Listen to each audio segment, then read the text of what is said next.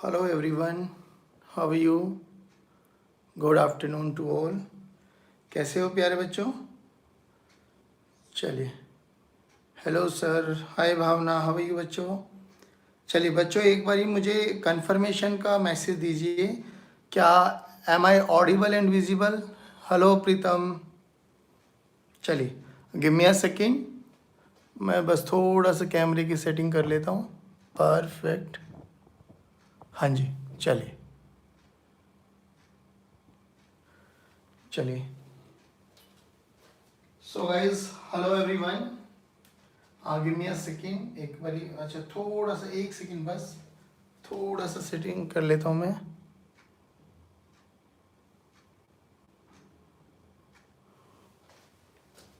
हाँ जी, so is it fine now? Okay okay okay, चलिए। सो हेलो एवरीवन, कैसे हैं प्यारे बच्चों आप? चलिए, गिव मी अ सेकेंड, बस a second more.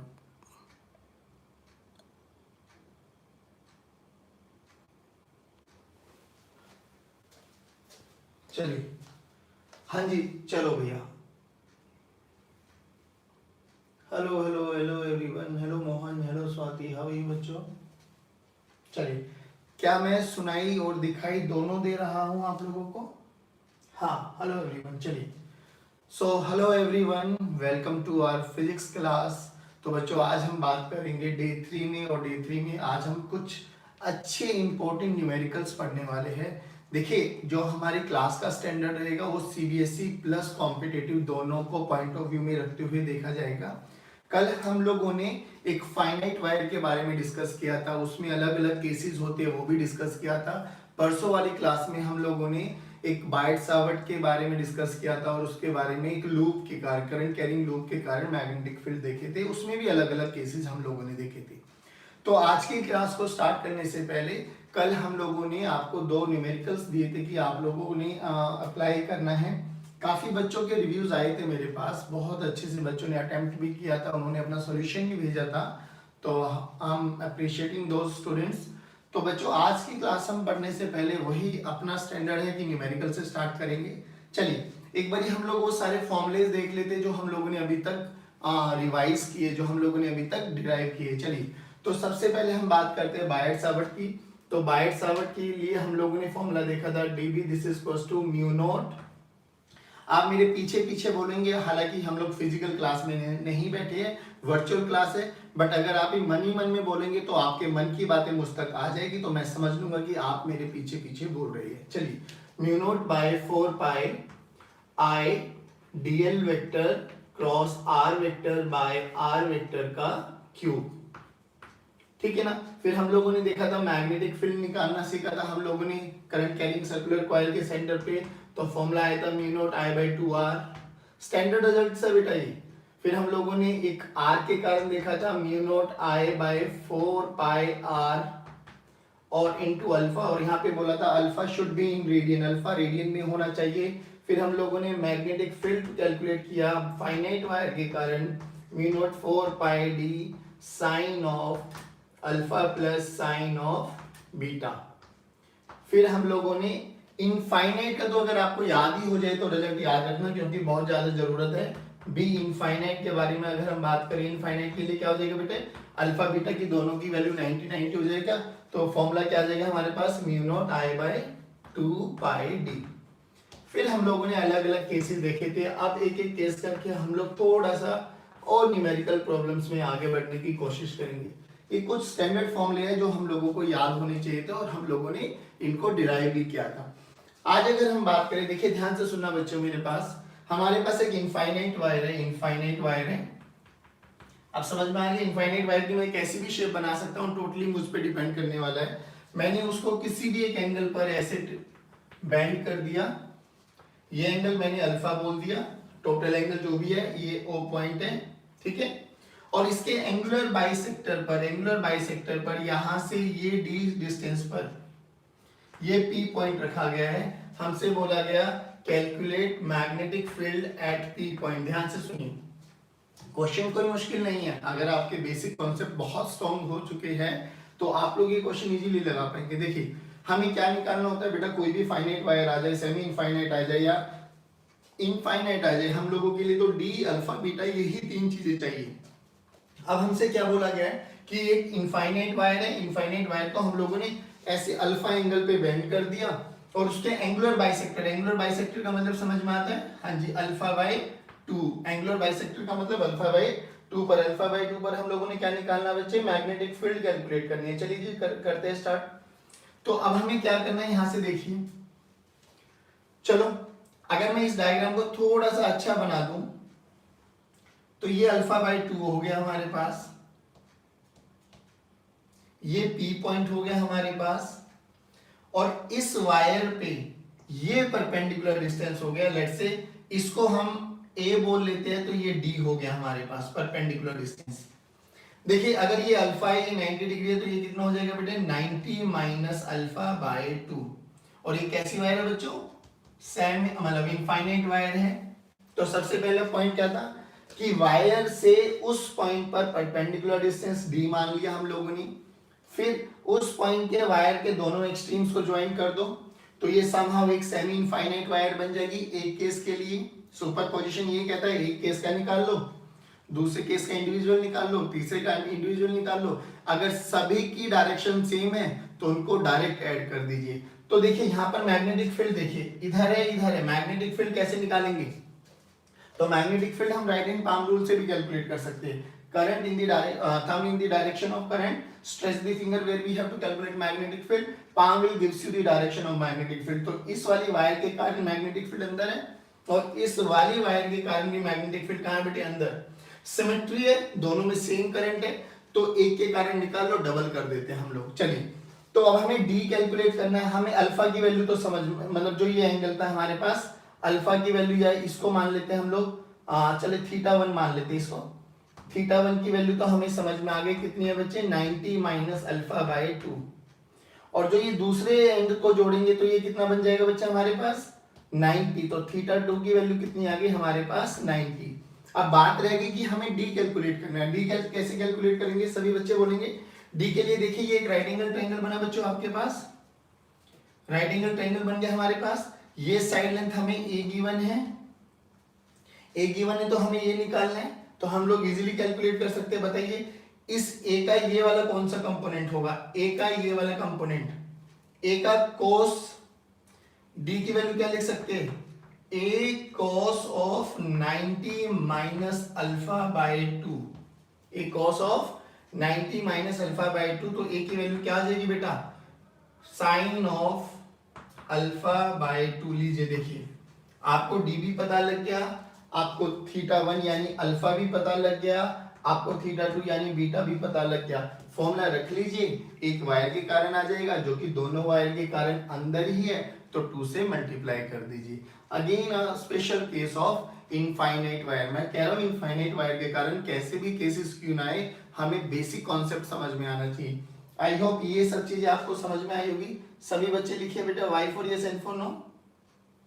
Hello everyone, हाँ सभी बच्चे लिखेंगे Y for yes, N for no.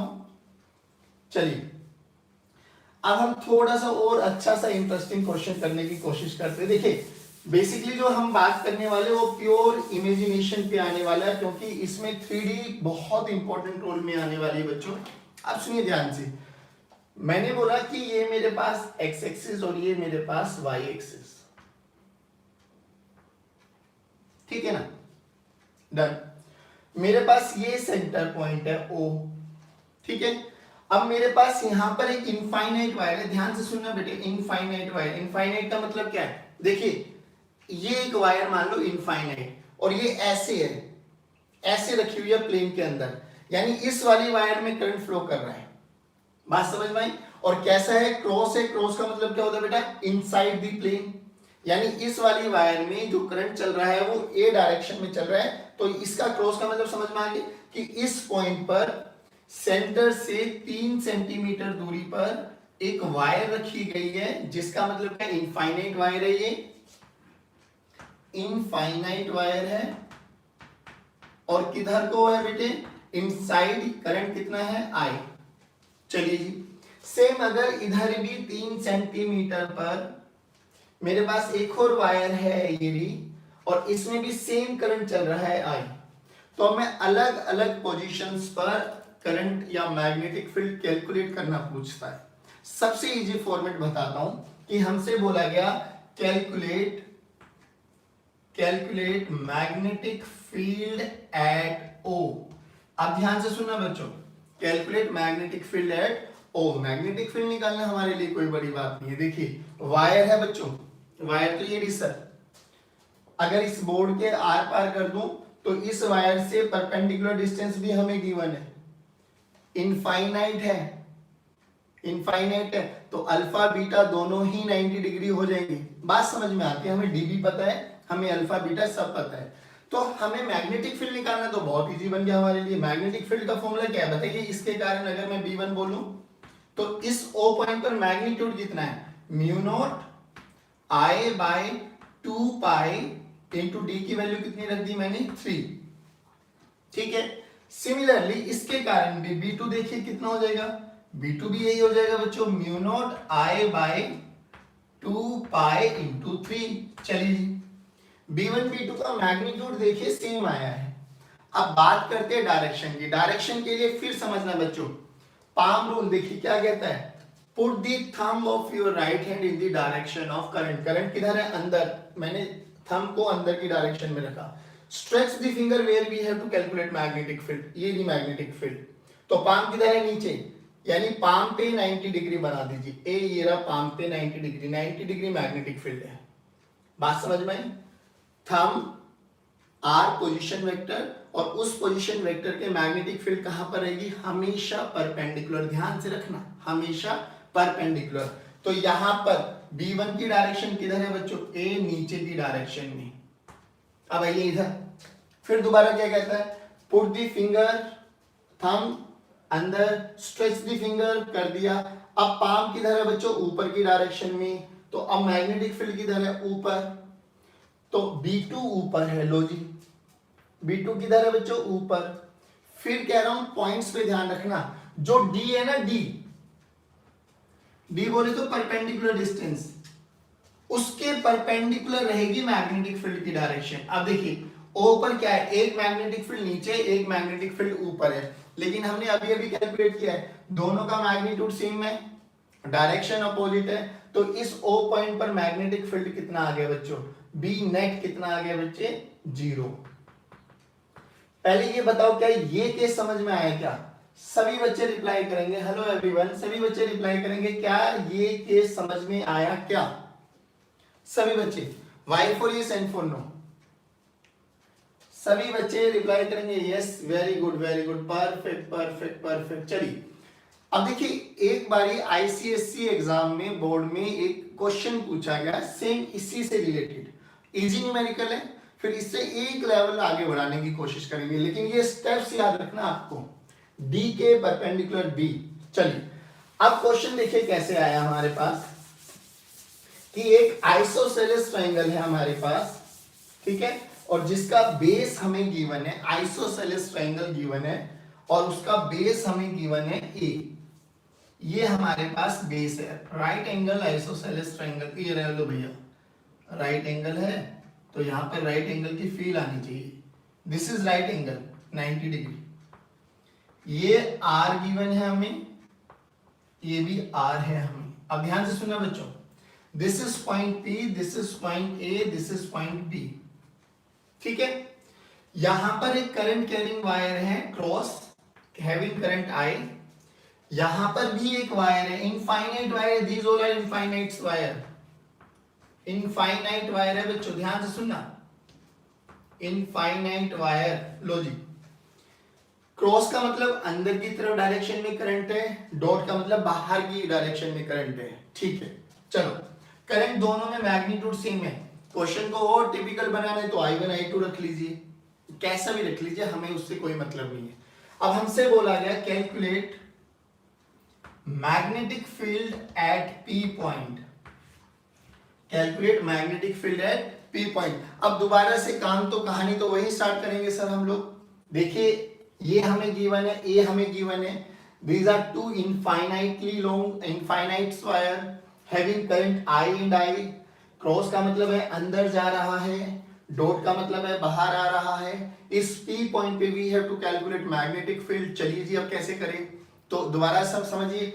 ये रहा मतलब वायर, ठीक है ना, इनफाइनाइट है, लेकिन इस वायर से इस P पॉइंट पर परपेंडिकुलर डिस्टेंस, आप बताइए परपेंडिकुलर डिस्टेंस कौन सा होगा, परपेंडिकुलर डिस्टेंस कौन सा होने वाला है, जल्दी बताइए। आर ए या कुछ और, आर ए या कुछ और, जल्दी बताइए परपेंडिकुलर डिस्टेंस क्या होने वाला है, आर ए या कुछ और। वेरी गुड वेरी गुड, बहुत बढ़िया। देखिए अब क्या होगा, ये हमारे पास वायर, ठीक है, इस वायर पे ये अगर मैं बात करूं, ये रहा, देखिए ध्यान से देखिए, वायर और ये आर, तो देखो ये 90 डिग्री का एंगल बनेगा, बन रहा है ना 90 डिग्री। दोबारा देखिए, वायर और ये परपेंडिकुलर डिस्टेंस, ठीक है ना, वायर और ये परपेंडिकुलर डिस्टेंस। तो हमें इतना तो समझ में आ गया कि इस केस में d की वैल्यू r ही है हमारे लिए। d की वैल्यू क्या है बच्चों, r। लेकिन क्वेश्चन में हमें r नहीं गिवन, हमें a गिवन है, तो याद करना जो आंसर आएगा वो a की टर्म्स में आना चाहिए। चलिए जी अब कैसे करें, देखो ध्यान से, ये एक राइट एंगल ट्रायंगल बन गया, राइट एंगल ट्रायंगल बन गया, तो इसका square must be equal to इसका स्क्वायर। पाइथागोरस थ्योरम लगा दीजिए कि a square this is equal to r का स्क्वायर प्लस r का square this is equal to 2r square, यानी r की वैल्यू क्या आ जाएगी बेटा, a/√2। लो जी, जब हमें जरूरत पड़ेगी r की वैल्यू को रख देंगे हम लोग, अभी चलने दीजिए। अब क्या करें आप बोलो, करंट किधर है, अंदर, भाई मैग्नेटिक फील्ड निकालना है ना। चलिए मैग्नेटिक फील्ड में इनफाइनाइट वायर, तो डायरेक्ट फॉर्मूला लगा दीजिए, b1 की वैल्यू, इसको 1 मान लेते, ba की वैल्यू बोलो, ba की वैल्यू कितनी आ जाएगी बेटा, μ0 I/2 पाई d, और d यहां पर क्या है बच्चे, r, ठीक है। अब b देखिए, b@b फॉर्मूला तो वही आएगा, μ0 I/2 पाई r। बस हमें क्या चीज देखना है, डायरेक्शन देखनी है सर।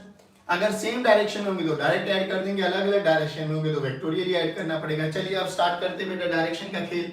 अब बोलो, थंब किधर, करंट की डायरेक्शन में, स्ट्रेच द फिंगर, ये रही फिंगर, ये इस पे 90 डिग्री, बोलो ध्यान से देखना। तो इसके कारण मैग्नेटिक फील्ड, इस वाली वायर के कारण मैग्नेटिक फील्ड इसके परपेंडिकुलर, इस लाइन के परपेंडिकुलर, और इस लाइन के परपेंडिकुलर ये वाली लाइन गिवन है, यानी यही हमारे पास BA की डायरेक्शन हो गई। ध्यान से देखना बच्चों। चलिए इसके कारण देखिए करंट बाहर, ये रहा, और अब इस पे परपेंडिकुलर, इस वाली लाइन पे परपेंडिकुलर कौन सी लाइन है, ये वाली लाइन, यानी B की डायरेक्शन इस डायरेक्शन में हो गई हमारे पास। बच्चे ध्यान से सुनना, क्वेश्चन इजी था, दैट्स व्हाई यहाँ पे दोनों की डायरेक्शन है पहले दे दिया आपको, कि आपको कोई भी टेंशन लेने की जरूरत नहीं पड़े। लेकिन अभी जो अगला क्वेश्चन करने वाले वो थोड़ा ट्रिकी हो जाएगा, ध्यान से सुनना। चलिए इतना समझ में आया, वेरी गुड।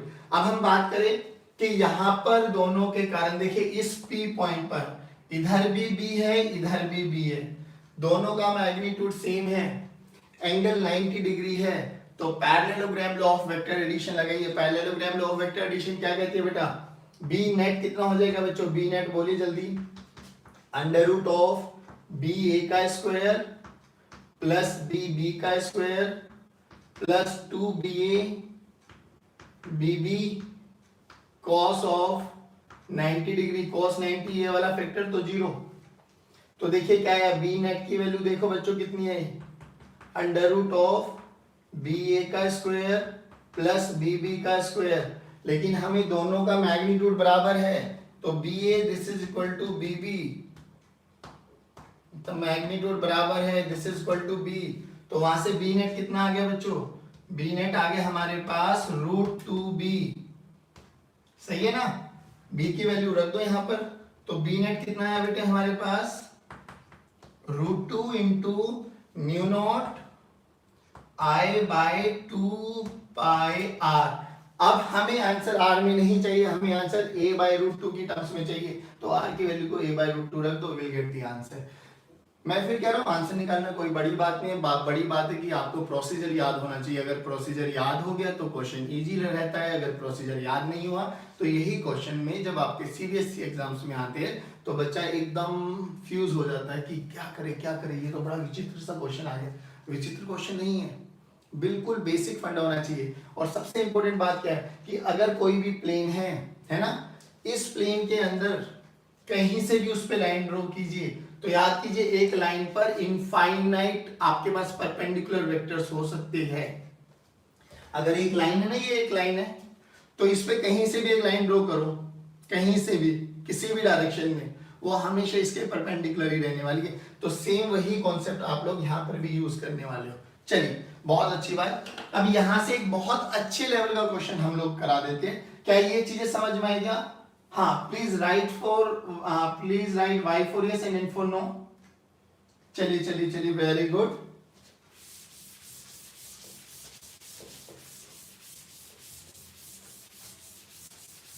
चलो अब ध्यान से सुना, सेम क्वेश्चन देता हूं बट थोड़ा सा डेटा चेंज कर देते हैं ना। हाँ, डेटा चेंज कर देते हैं हम लोग। चलिए, डेटा कुछ इस प्रकार है बच्चों, ये वही x बना, ये वही y बना, ये ओरिजिन बना हमारे पास, यहां से 3 सेंटीमीटर पर एक वायर है हमारे पास। डन है। इनफाइनाइट वायर है बच्चे, ये this is infinite wire, infinite wire having current I।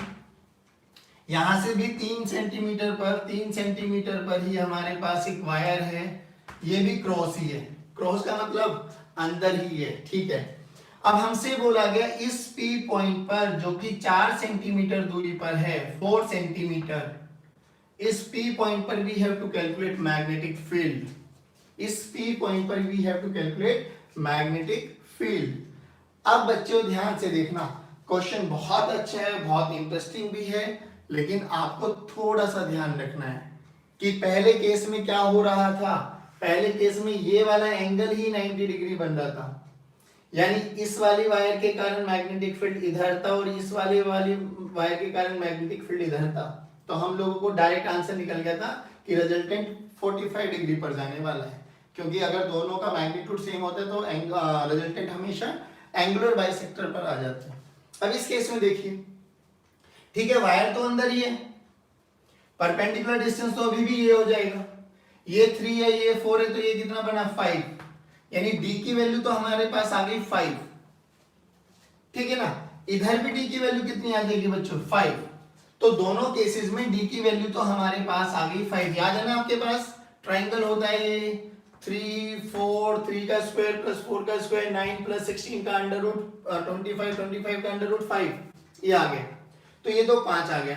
अब अगर एंगल की बात करें तो एंगल कितना बना, एंगल कितना बना, जल्दी बोलो जल्दी बोलो। चलिए जी, देखिए ये 90 डिग्री बना बच्चों,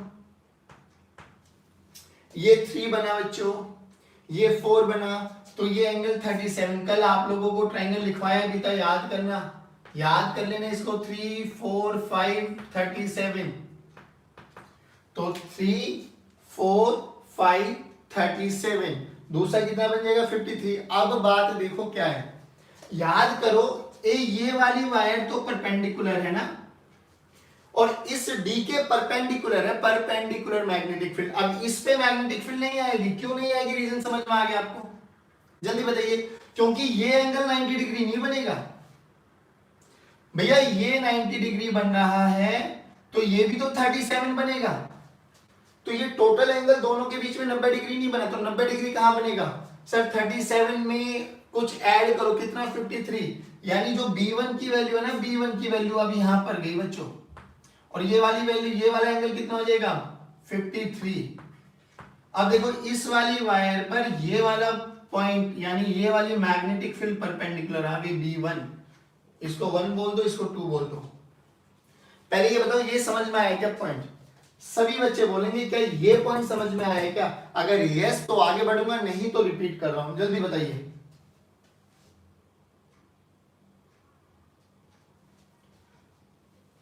बोलो ये समझ में आया क्या?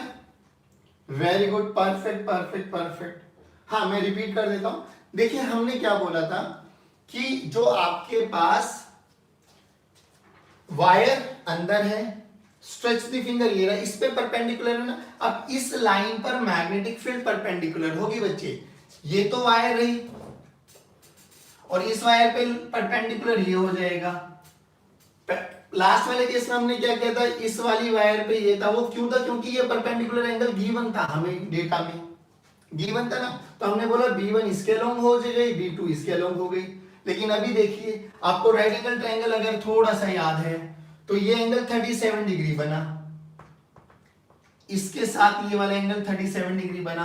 अब इस लाइन पर 90 डिग्री ड्रॉ करना है, तो 90 डिग्री का मतलब इधर 53 एंगल और ऐड करो, याद करो 53 प्लस 37 90 होता है। तो ये अब इस लाइन पर नहीं आएगी, थोड़ा सा पीछे की तरफ, पीछे की तरफ आएगी। बोलो इतना समझ में आया क्या? सभी बच्चे बोलेंगे प्लीज।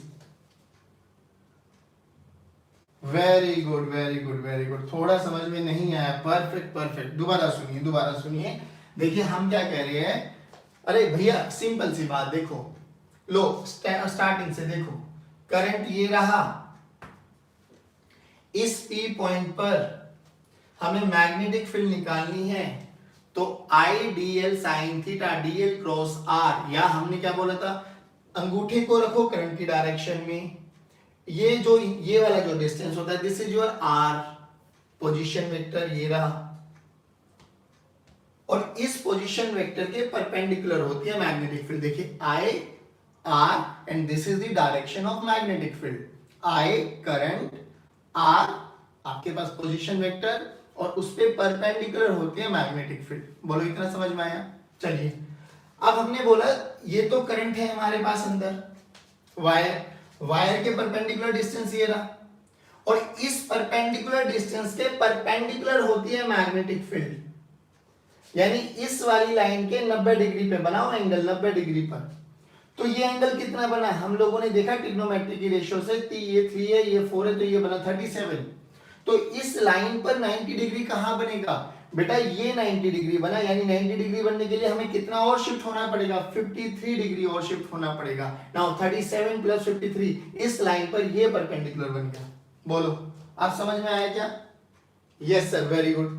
अब सिमिलरली ऐसे देखिए, इधर अभी भी करंट तो ऐसे ही है, ये वाला आर वेक्टर है। अब हमें इस वाली लाइन के परपेंडिकुलर चाहिए, इस वाली लाइन के परपेंडिकुलर, तो ये हमारे पास B2 आ गया, ये हमारे पास B2 आ गया। बोलो देखिए समझ में आया क्या? जल्दी सभी बच्चे रिप्लाई करेंगे। इस वाली लाइन के ये परपेंडिकुलर आ गया, तो ये B1 ये B2। बोलो समझ में आया क्या? ये वही 53 डिग्री बना, ये वही 37 डिग्री बना, ठीक है ना? तो यहां से ये कितना बना, 53 डिग्री बना। बोलो समझ में आया क्या? सभी बच्चे रिप्लाई करेंगे। इस वाली लाइन के ये परपेंडिकुलर, जल्दी बोलो, ये 90 डिग्री बना। जल्दी बोलिए बच्चे, समझ में आया क्या?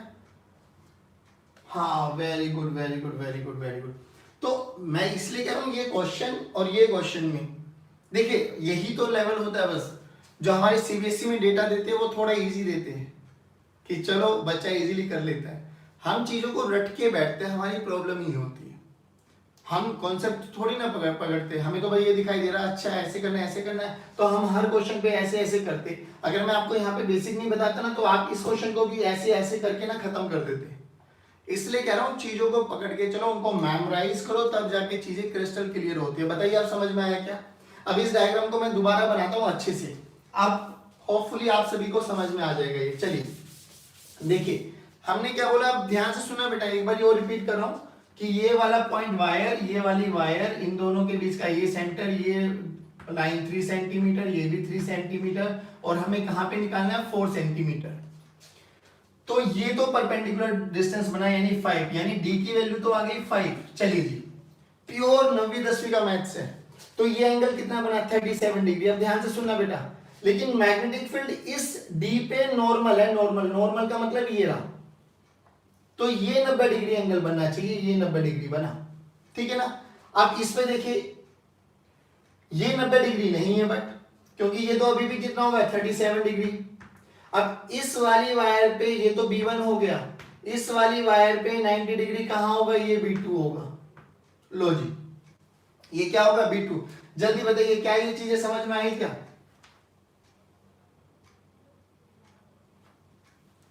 जल्दी बताइए क्या ये चीजें समझ में आई? यस, परफेक्ट परफेक्ट परफेक्ट, चलिए बहुत अच्छी बात। चलो, तो मैं कह रहा हूं अब हमें मैग्नीट्यूड निकालना है। अब मैग्नीट्यूड निकालने के लिए अभी क्या करना है, इन दोनों के बीच का थीटा पता होना चाहिए। चलिए, now this is your homework question. You have to calculate magnitude between B1 angle between B1 and B2। Magnitude कितना हो जाएगा, मैग्नीट्यूड मैं लिख देता हूं।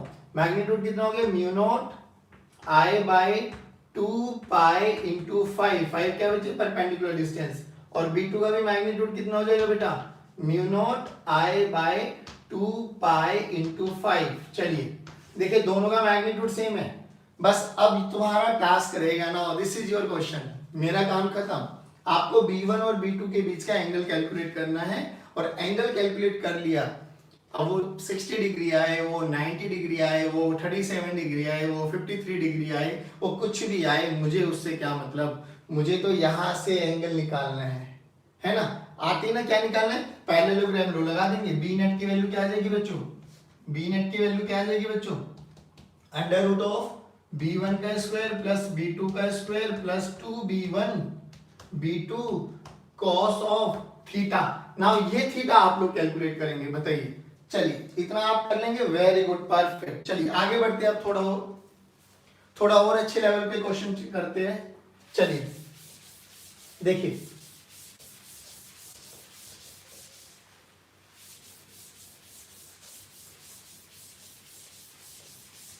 अब ये जो क्वेश्चन मैं करा रहा हूं, ये एचसी वर्मा का क्वेश्चन है बच्चों, ठीक है ना। एचसी वर्मा का 24th क्वेश्चन है जो अभी हम डिस्कस करने वाले हैं। क्या बोला गया उन्होंने कि हमारे पास एक वायर है, वायर जिसकी टोटल लेंथ 2 पाई आर है। वायर की लेंथ ही 2 पाई आर, मतलब एक सर्कुलर वायर है बेसिकली। उसकी लेंथ कितनी है, टोटल लेंथ हमारे पास दे दी 2 पाई आर। लेंथ हमारे पास दे दी 2 पाई आर, ये लेंथ गिवन है, और उसमें आई करंट फ्लो कर रहा है, आई करंट फ्लो कर रहा है, ठीक है ना। बोला गया है इस वाली वायर का, जो कि वायर थी जिसकी लेंथ 2 पाई आर है, उस वाली वायर का एक रेगुलर पॉलीगन बनाया। एन टन्स, कितनी भी शेप बना लो आप, एन टन्स का रेगुलर पॉलीगन उन्होंने बना दिया। समझ में आ गया ना, पॉलीगन बोले तो मेनी साइड्स, उन्होंने बोला एन साइड्स का रेगुलर पॉलीगन बना दिया, ठीक है जी। तो अब उन्होंने बोला calculate the magnetic field at the centre of the regular polygon. पहली बात तो दोबारा सुनिए, क्या है कि हमारे पास टोटल लेंथ एल गिवन है, एल की वैल्यू कितनी है 2 पाई आर, और हमसे बोला गया उसमें करंट चल रहा है आई, और एन साइड्स है उसमें, एन साइड्स पॉलीगन है, वो एन कुछ भी हो सकती है, 3 4 5 6 7 8 9 10 व्हाटएवर कुछ भी। तो हमसे बोला गया calculate the magnetic field at the centre of the regular polygon. पहली बात तो ये, चलिए पहली वही निकालते हैं। तो अब हमें क्या बोला गया कि हमें एक रेगुलर पॉलीगन बनाया गया जिसकी एन साइड्स है, एन साइड्स है भैया। चलिए करंट ये रहा बेटे, आई आई आई।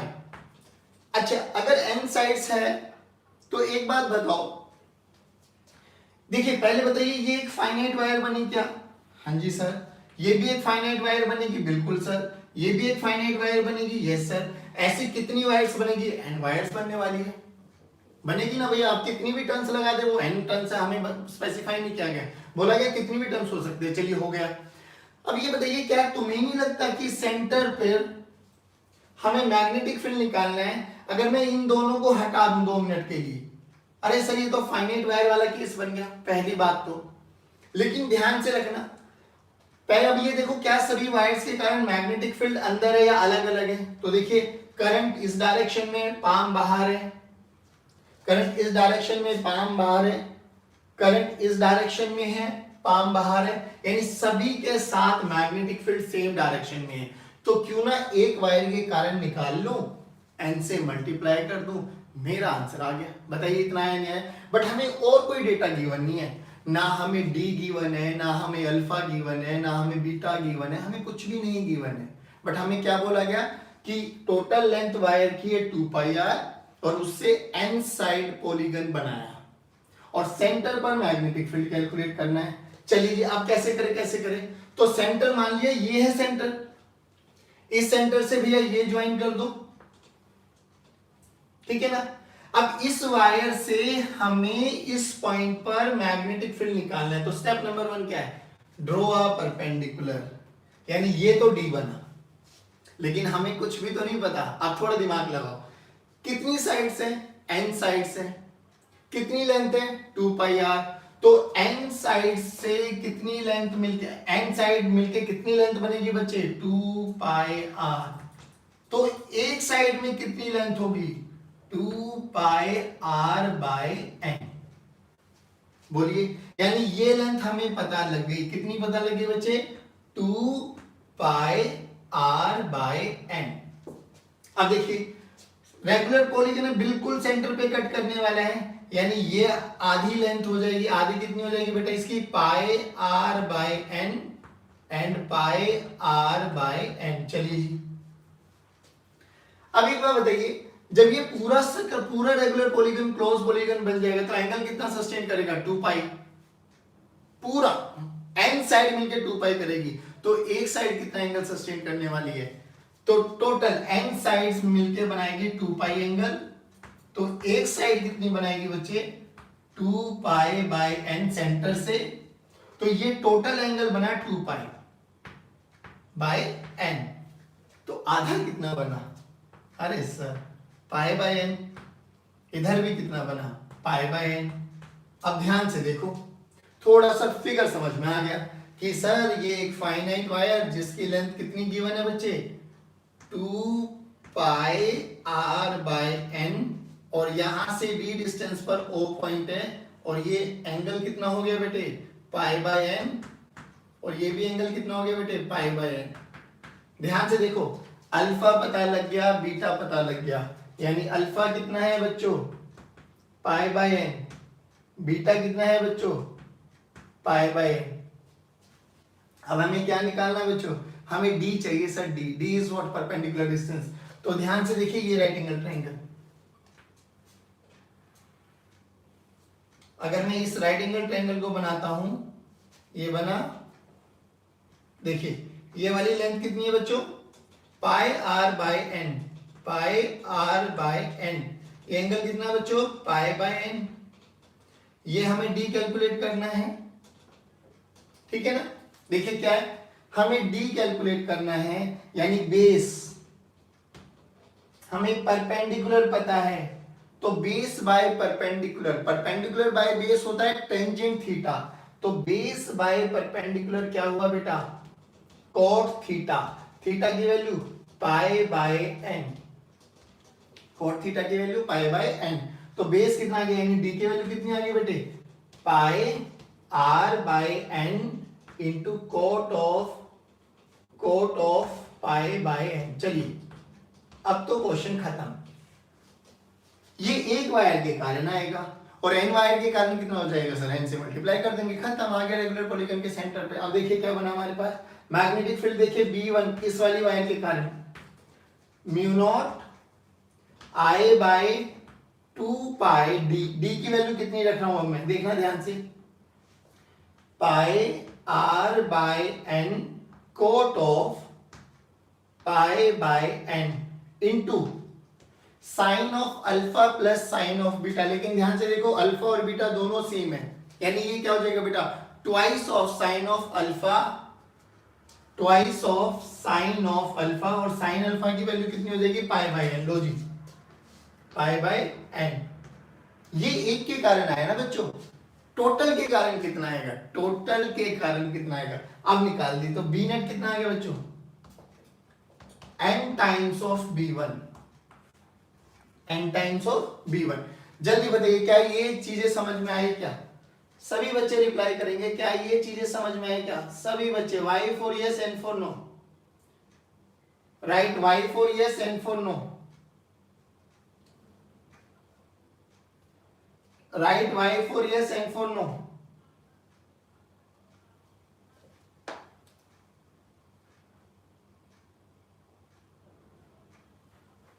जल्दी लिखिए बेटे, right y for yes n for no, perfect perfect perfect. अच्छा अब इसी वाले पार्ट में ना उन्होंने एक और सेकंड पार्ट जोड़ा था कि अगर n टेंड्स टू इंफिनिटी, यानी जो ये रेगुलर पॉलीगन की n साइड्स मानी थी ना हम लोगों ने, कह रहा अगर ये n इनफाइनाइट हो जाए तो जो ये रेगुलर पॉलीगन है ना, ये एक सर्कल बन जाएगा बच्चों। क्या बन जाएगा? सर्कल बन जाएगा, having radius r, having radius r. तो कह रहा है अब उसकी सेंटर पर मैग्नेटिक फील्ड कैलकुलेट करके दिखाइए, उसके सेंटर पर मैग्नेटिक फील्ड कैलकुलेट करके दिखाइए। ये इसका सेकंड केस है और जिसमें बच्चों को सबसे ज्यादा दिक्कतें इसी वाले पार्ट में आती है। अब देखिए हमें बी नेट कैलकुलेट करना है, तो बी नेट देखिए कितना आया। चलिए बी नेट की वैल्यू बताइए। तो बी नेट कितना आया बच्चे?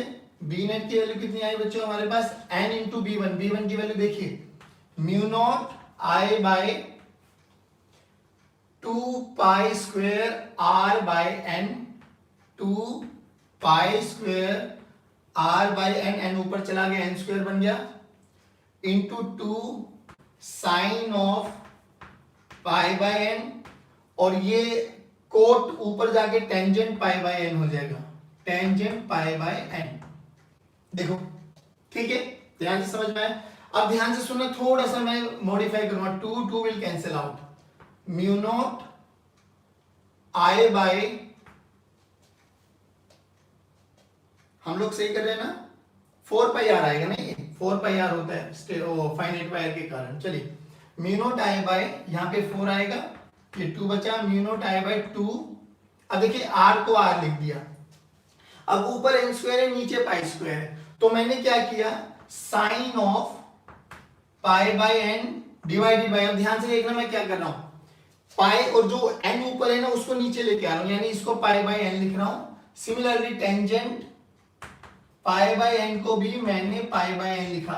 देखिए ध्यान से सुनिए, पाई स्क्वायर नीचे तो pi into pi, pi square, और एन स्क्वायर को नीचे ले आया मैं, तो एन इंटू एन स्क्वायर मैंने ऐसे लिख दिया। लेकिन कंडीशन क्या है, if n tends to infinity, तो if limit n tends to infinity, तो बी नेट क्या हो जाएगा, ध्यान से सुनना बच्चों। अगर n टेंड्स टू इंफिनिटी, अगर मैथ्स आपको आता है बहुत अच्छे से, तो आपको समझ में आ जाएगा, limit n tends to infinity sine pi by n by sine pi by n, ये वाली वैल्यू भी 1 होती है और ये वाली वैल्यू भी 1 होती है, तो 1 इंटू 1 1। तो हमारे पास बी नेट क्या बना बच्चों, बी नेट की वैल्यू बनी हमारे पास mu naught I bye 2r, और याद करो सर्कल के सेंटर पर हम लोगों ने यही मैग्नेटिक फील्ड कैलकुलेट करनी देखी थी। देखिए ध्यान से सुनिए, फिर कह रहा हूं कि उसने दो पार्ट थे कि रेगुलर पॉलीगन के सेंटर पे निकालो, तो ये आ गई। फिर बोला कि अगर वो n, जो हम लोगों ने n साइड्स मानी है, अगर वो टेंडिंग्स टू अप्रोच मतलब इनफाइनाइट हो जाए, तो बताइए वो इनफाइनाइट हो जाएगा तो एक रेगुलर मतलब एक सर्कल बनेगा, और सर्कल की लेंथ हो जाएगी 2 पाई, जिसका रेडियस हो जाएगा 8। तो कह रहा है सेंटर पे निकालिए। तो ये ट्रिग्नोमेट्री फंक्शन हम लोगों को समझ में आया कि अगर limit n tends to infinity, यानी n इंफिनिटी को अप्रोच कर रहा है, तो mu naught I bye 2r। फिर हम लोगों ने थोड़ा सा मतलब अपने न्यूमेरिकल्स में बहुत अच्छे से वो किया कि n स्क्वायर को नीचे लेके आ जाए, पाई स्क्वायर बाय n, तो ये आपके पास एक ट्रिग्नोमेट्री रिलेशन बना। इस रिलेशन में फंक्शन की वैल्यू आ गई 1, तो बाकी जो बचा वो बचा mu naught I bye 2r। और mu naught I bye 2r क्या होता है, सर्कल के सेंटर पर मैग्नेटिक फील्ड। बोलो इतना समझ में आया क्या? आया तो right for yes and for no जल्दी फटाक से लिखे बच्चों, बहुत बढ़िया।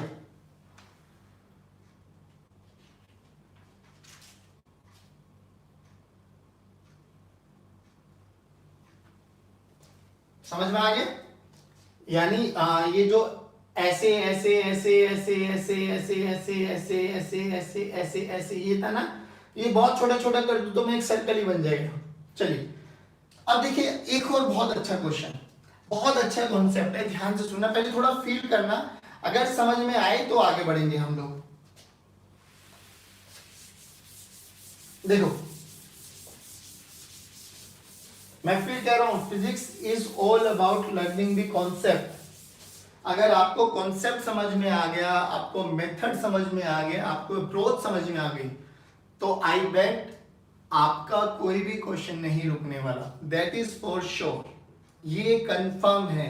अभी आप अपनी जो भी आप लोगों की रेफरेंस बुक्स है ना, वो उठाइए और क्वेश्चन करने लग जाइए। 10 से 12 पॉइंट्स आप लोगों को बताए, वो बिल्कुल दिमाग में बैठे होने चाहिए, एक भी क्वेश्चन नहीं रुकने वाला। अगर रुक जाता है तो समझ लेना कि कुछ ना कुछ आप में कुछ स्किप हो गया है, बट ये पक्की बात है कि अभी तक कोई भी पार्ट आपका मिस नहीं होगा। चलिए अब देखिए एक हो रहा, अच्छा एक चीज और बताता हूं, थोड़ा फील करना। मान लो इसको वायर मान लेता हूं, दिस इज अ वायर, मान ली वायर है हमारे पास, और इस वायर में आई करंट फ्लो कर रहा है, मान लिया। अगर इस वायर को मैं हैमर से लेके ऐसे ऐसे पीटना स्टार्ट कर दूं, तो आपको नहीं लगता ये वायर कुछ ऐसे फैल जाएगी? आपने देखा भी होगा, अगर हमारे पास घर में मोटी वायर होती है, तो अगर मैं उसको पीट दूं तो बहुत थिन, मतलब पतली सी वायर बन जाती है ना। देखो सुनो, ये वायर थी हमारे पास जिसमें आई करंट चल रहा है, ठीक है। मैंने इसको हैमर का यूज करके ना पीट दिया, तो ये बहुत पतली सी वायर बन गई ऐसी, समहाउ एस टाइप की वायर। ध्यान से सुनो बच्चे, बहुत पतली वायर, बहुत पतली वायर, लेकिन अभी भी क्या खासियत है इसकी? सर करंट अभी भी आई है। ए लो जी, ऐसी वायर बन गई। ये बनाने के लिए इतनी बड़ी बना दी आप लोगों के लिए। लो जी, जिसकी लेंथ कितनी बन गई बेटा? ए बन गई। अभी भी करंट कितना जा रहा है बच्चे? करंट आई जा रहा है भाई। ध्यान से सुनना। अब हमसे बोला गया कि वो इनफाइनाइट है, इनफाइनाइट इनफाइनाइट इनफाइनाइट। देखो, अगर इसके कारण यहां पर पूछा जाता इनफाइनाइट वायर, इसके कारण यहां पे पूछा जाता, तो क्या बड़ी बात हो गई सर? रिजल्ट हमें डायरेक्ट याद है, बी की वैल्यू कितनी हो जाएगी? Mu naught I by 2 pi r, यानी 2 पाई डी। बोलो। लेकिन अब क्या कर दिया उसने? वायर लिया और वायर को पीट दिया, तो ये वायर कन्वर्ट इनटू दिस वाली वायर। खासियत क्या है? बहुत पतली सी एक वायर बन गई हमारे पास, ऐसी शेप की। अब हमसे बोला गया यहां से एल डिस्टेंस पर, इस पी पॉइंट पर मैग्नेटिक फील्ड कैलकुलेट करके दिखाइए। लो जी, बन गया टिपिकल क्वेश्चन। दोबारा देखिए, क्या ये चीजें समझ में आ रही है? Yes sir, very good. तो बताइए, चलो अब कैसे करेंगे हम लोग? हमसे क्या बोला गया कि ये वायर थी, इस वायर को पीटा गया, मतलब हैमर का यूज किया, तो ये कुछ ऐसी शेप में बन गई, ऐसी शेप में बन गई। तो हमसे बोला गया इस वाली वायर के कारण पी पॉइंट पर मैग्नेटिक फील्ड कैलकुलेट कीजिए। अब माय क्वेश्चन इज, क्या आप लोग डायरेक्ट यूज करेंगे? कैसे यूज करेंगे? सभी बच्चे रिप्लाई करेंगे।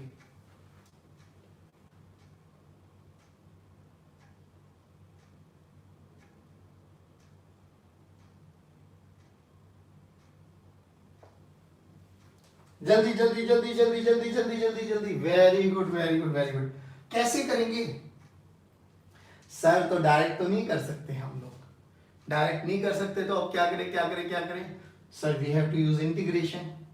अच्छा एक बात बताइए, वैसे आपको फिगर में भी देख के समझ में आ रहा होगा कि ये वाली दो ये ऐसे स्प्रेड वायर हो गई है, this is the combination of छोटी छोटी छोटी छोटी वायर्स। देखो ऐसे समझ लो, इस वायर को जब हम लोगों ने हैमर से यूज किया तो मेरे हाथ में कन्वर्ट हो गया, और ये हाथ इज द कॉम्बिनेशन ऑफ बहुत छोटी छोटी छोटी छोटी छोटी छोटी वायर, और उस छोटी वायर की ये dx, ये भी dx, ये क्या है बेटा? उसकी विड्थ, थिकनेस, बहुत छोटी सी थिकनेस की एक छोटी सी वायर ले लो, ले ली। क्या वो छोटी सी वायर, अब देखना यहां से x दूरी पर जाकर एक dx की बहुत छोटी सी वायर ले ली मैंने, बहुत छोटी सी वायर जिसकी थिकनेस कितनी है? dx। देखना, अब क्या ये dx वाली wire will behave as a current carrying infinite wire? Yes sir. But अब इस पूरी वायर में करंट है आई, पूरी वायर में करंट आई है, तो dx में कितना होगा? यूनिटरी मेथड लगाओ ना। देखिए पूरी वायर की लेंथ कितनी है? a, तो a लेंथ में कितना करंट है? i, तो 1 यूनिट लेंथ में कितना होगा बच्चे? i by a। तो इस छोटी सी वायर की थिकनेस dx में कितना करंट होगा sir? I by a into dx, I by a into dx। ये क्या बना बच्चों? छोटा सा करंट बना di। किसमें बना बच्चों? इस वाली वायर में बना, इस वाली वायर में छोटा सा करंट बना, कितना? di, और di की वैल्यू कितनी आ गई? I by a into dx, I by a into dx। जल्दी बताइए, I by a into dx। अब तो फॉर्मूला लगा दीजिए। अब ये इनफाइनाइट वायर बनी बच्चों, इनफाइनाइट वायर में देखिए, इनफाइनाइट वायर से कितनी दूरी पर है? x, तो फॉर्मूला क्या है? db। db का फॉर्मूला क्या है? जल्दी बताइए। म्यू नॉट, i की वैल्यू i नहीं रखेंगे, क्या di रखेंगे? di by 2 pi into x। x क्या है? परपेंडिकुलर डिस्टेंस, निकाल दो ना x। अब ये बताइए ये फॉर्मूला किस किस को लिखना है, जल्दी जल्दी जल्दी जल्दी बताइए, ये फॉर्मूला किस किस को लिखना है, जल्दी बताइए, ये फॉर्मूला किस किस को लिखना है, सभी बच्चे बोलेंगे ये फॉर्मूला किस किस को लिखना है।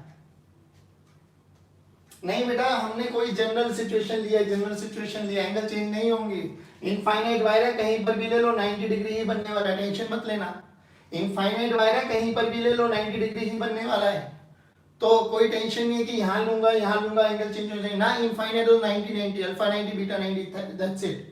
चलिए चलिए चलिए चलिए, हाँ वेरी गुड वेरी गुड। तो अब क्या करें क्या करें क्या करें क्या करें, ये फॉर्मूला लिखना आ गया सर। देखिए अब ये एक इनफाइनाइट वायर बन जाएगी जिसमें करंट कितना है डी आई नॉट आई, आई तो पूरी में है, तो इसमें कितना है यूनिटरी मेथड से निकाल दिया हम लोगों ने, तो फॉर्मूला क्या बना, वही mu naught I by 2 pi D, mu naught I की वैल्यू हो गई डी आई और 2 पाई एक्स की वैल्यू हो गई। लो जी अब आ जाओ, अब इसको इंटीग्रेट कीजिए।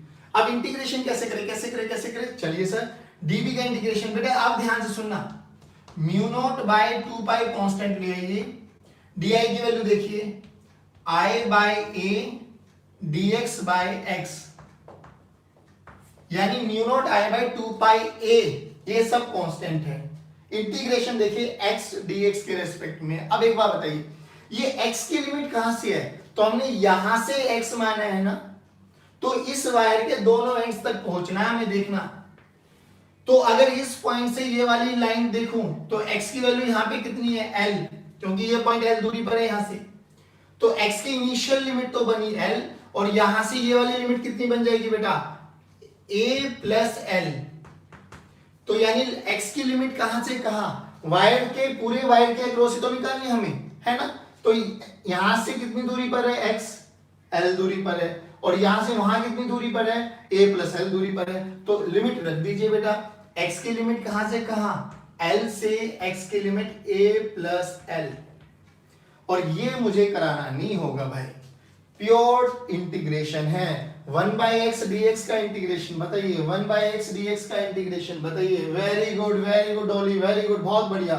जल्दी बताइए 1 बाई एक्स डी एक्स का इंटीग्रेशन, सर नेचुरल लॉग, चलिए जी, यानी b का फॉर्मूला क्या बना बेटे, mu naught I by 2 pi a natural log of mod x, ये मॉड x क्यों लिखा, क्योंकि लॉग नेगेटिव वैल्यू नहीं लेता, लिमिट बोलिए l की l से लेके l प्लस a, पुट कर दीजिए वैल्यू, तो b this is equal to mu naught i by 2 pi a log of l plus a minus log of l, ठीक है ना।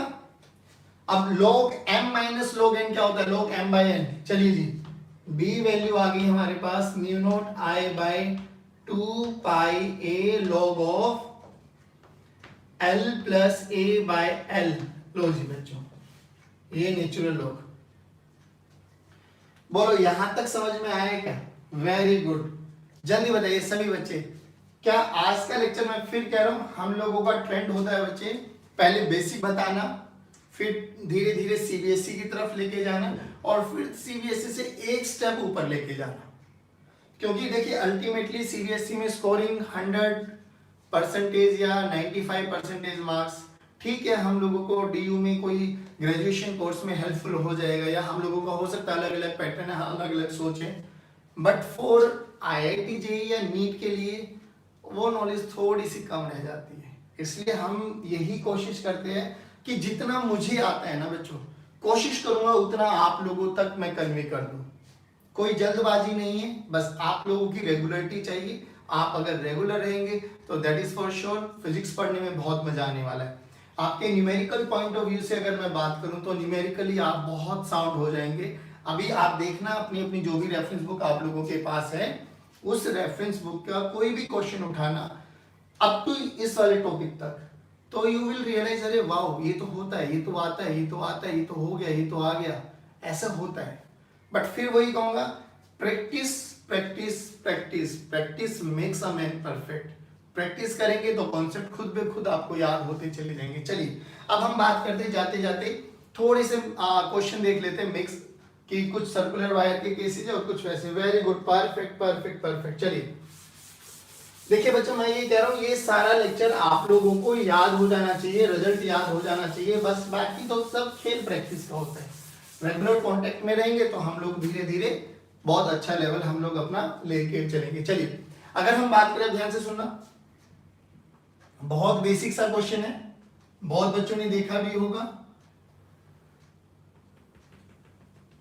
करने का तरीका बता दे रहा हूं।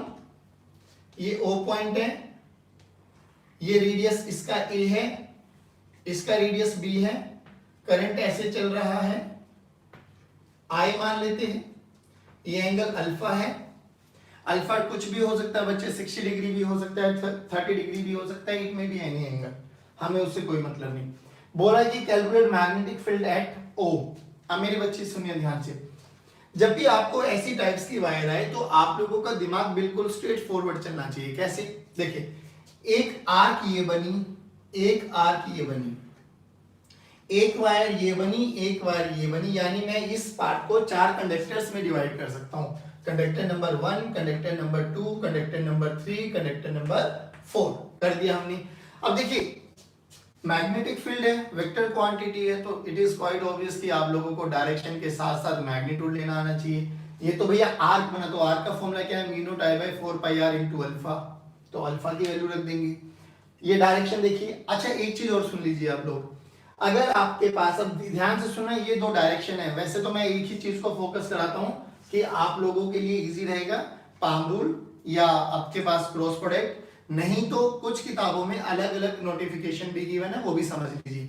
अगर स्ट्रेट वायर है, अगर स्ट्रेट वायर है तो अंगूठे को रखो करंट की डायरेक्शन में, palm will gives you the direction of magnetic field, और पाम किधर है बेटे? अंदर, यानी इस वाले प्लेन के परपेंडिकुलर आपके पास वायर, वो है मैग्नेटिक फील्ड, ठीक है ना।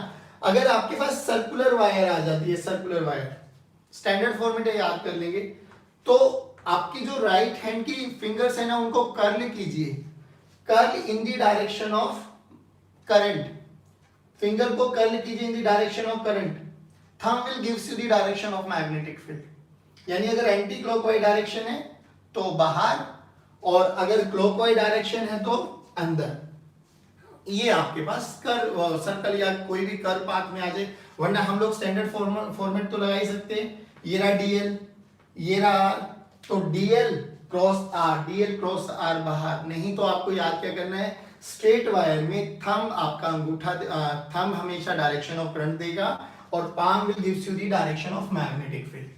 और इसमें क्या करेगा, कर्व में curl finger will along the direction of current, और thumb will gives you the direction of magnetic field. इसमें थंब क्या देगा बच्चों? थंब मैग्नेटिक फील्ड को बताएगा, और इसमें थंब क्या बताता है बेटा? Direction of current. इसलिए मैं कहता हूं कि हर एक नियम अलग अलग यूज ना करके ना स्टैंडर्ड चल लो। फिर भी अगर स्टैंडर्ड में इश्यूज आते हैं तो बहुत बच्चे, मोस्टली बच्चे 98% बच्चे इन्हीं को फॉलो करता है, तो दोनों बताते हैं। चलिए अब बताइए, इसके कारण मैग्नेटिक फील्ड बाहर, इस वाली वायर के कारण मैग्नेटिक फील्ड अंदर। अच्छा चलो, तो B1 के कारण बाहर, B3 के कारण अंदर, लेकिन B4 और B2 के बारे में क्या ख्याल है? सर B4 और B2 तो वायर के सामने पॉइंट है, और कोई भी वायर के सामने पॉइंट आएगा या तो थीटा 0 बनाएगा या थीटा 180 बनाएगा। बाइट सावर्ट में साइन थीटा की वैल्यू आती है, साइन 0 भी 0 होता है, साइन 180 भी 0 होता है, तो हमें मैग्नेटिक फील्ड नहीं मिलने वाला, ये चीजें याद रखनी है बस। अब जो नेट मैग्नेटिक फील्ड बनेगा वो किसके कारण बनेगा बेटा? एक तो B1 के कारण और एक B3 के कारण। B1 कितना बनेगा बेटा? Mu naught I by 4 pi A radius बना उसका, साइन ऑफ मतलब इनटू अल्फा, कहां पर है बेटे? बाहर, बाहर का मतलब डॉट। B3 बोलो बच्चे कितना बना? Mu naught I by 4 pi B into alpha, कहां पर है बेटे? अंदर। अब देखिए A और B में किसकी वैल्यू बड़ी है? A छोटा है तो B1 बड़ा है, तो B1 में से B नेट निकालना है बेटे। बड़े वाले मैग्नेटिक फील्ड में से छोटा वाला मैग्नेटिक फील्ड को सब्ट्रैक्ट कर दो, लो जी आ गया आंसर। बोलो कोई मुश्किल है क्या? इसलिए कह रहा हूं जब भी आपके पास कैसा भी न्यूमेरिकल क्यों ना आ जाए, आपको पार्ट्स में डिवाइड करना। और ये बात, बहुत सारे क्वेश्चंस होंगे जो पार्ट्स में होते हैं, आपको समझ में आ जाएंगे। बहुत सारे तो ऐसे होंगे जिनके कारण 0 बनने वाला है। जैसे कि कल आप लोगों को एक न्यूमेरिकल देते, मतलब जाते जाते एक न्यूमेरिकल देता हूं, देखिए कैसा भी न्यूमेरिकल आ जाए भाई, कैसा भी, रटना तो है ही नहीं हमें। ये इनफाइनाइट वायर है बेटे, इनफाइनाइट वायर, ऐसे समझिए,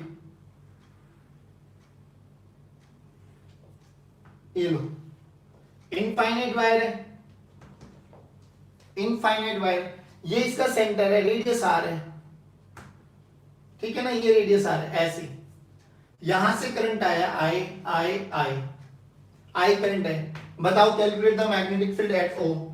अब आपको क्या करना है, देखिए इस वाली वायर के सामने पॉइंट आ गया 0, इस वाली वायर के सामने पॉइंट आ गया 0, तो आपको तो इसके कारण निकालना है। अब इसके कारण कैसे निकाले, जिस पॉइंट पे निकालना है इस फिगर के दोनों आर्क को ज्वाइन कर दो, एंगल कैलकुलेट कर लीजिए, जो भी एंगल आएगा mu naught I by 4 pi r into alpha कर देंगे, विल गेट द आंसर। और डायरेक्शन कर्ल फिंगर है, बाहर की डायरेक्शन में मैग्नेटिक फील्ड की डायरेक्शन भी आ जाएगी। चलिए तो बच्चों आज के लेक्चर को हम लोग यहीं वाइंड अप करेंगे, और बड़ा अच्छा लगा आप लोगों के साथ, बहुत अच्छे से आप लोग पढ़ते भी, और मैं देखता हूँ बहुत बच्चे रिप्लाई भी करते हैं।